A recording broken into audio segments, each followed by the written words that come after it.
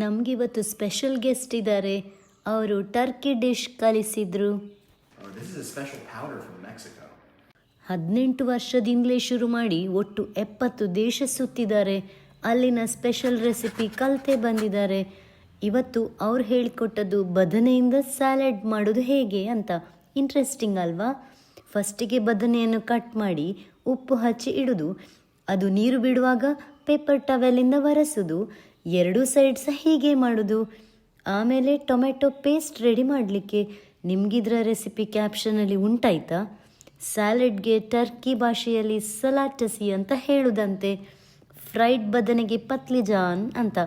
ಹಾಗಾಗಿ ಈ ರೆಸಿಪಿ ಪತ್ಲಿಜಾನ್ ಸಲಾಟಸಿ ಅಂತ. ಮಾಡಲಿಕ್ಕೆ ಸುಲಭ ಉಂಟು.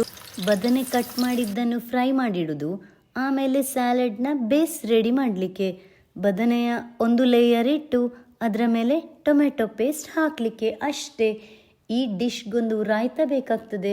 ಅದನ್ನು ಹೇಗೆ ಮಾಡೋದು ಅಂತ ನೆಕ್ಸ್ಟ್ ರೀಲಲ್ಲಿ ತೋರಿಸ್ಲಾ? ರೆಸಿಪಿ ಸೇವ್ ಆಯಿತಾ?